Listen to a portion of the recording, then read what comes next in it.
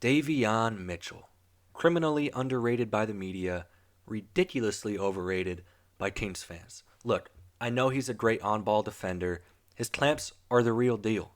They call him off night for a reason, but he is undersized and can be a black hole on offense sometimes. And dude, for being such an elite defender, how the hell has he only averaged zero point 0.6 steals per game in his entire career? I know other defensive metrics show that he's really good, and like the eyeball test tells you he's really good. But I don't know, like Kings fans act like he's Tony Allen or Marcus Smart or something, and well, he's not. He did average zero point 0.9 steals per game in the playoffs, which, is 50% better than what he's done in the rest of his career. Look at those math skills, huh? Kings, if you're listening, dude, you need a statistician or something, hit me up. And like I know in the playoffs it's hard to get too upset with him because he was having to chase Steph around for 7 games. But until his shooting gets better, there's gonna be more times like that where he's just unplayable late in games. And I think that's my biggest beef with him. Now his shot has looked better in the preseason, but I'm still not sold until I see it improve over the span of an entire season.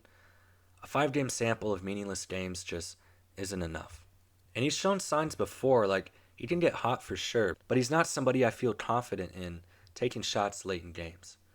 He's also shown flashes of being a good playmaker.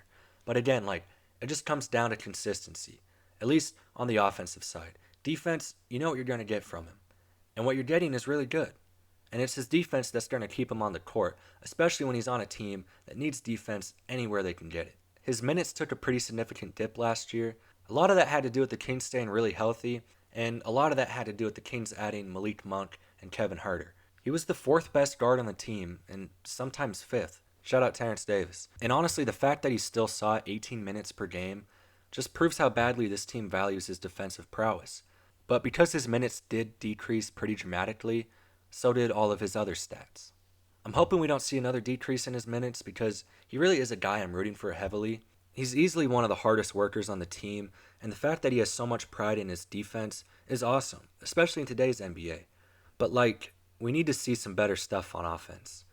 I'm really hoping all this talk about him fixing his shot and just the general hoopla I've heard of this offseason, is true. That'd be big time. If we can get 24 minutes, half a game of Davion's defense, a lot of guys will be having off nights when they come into Golden 1.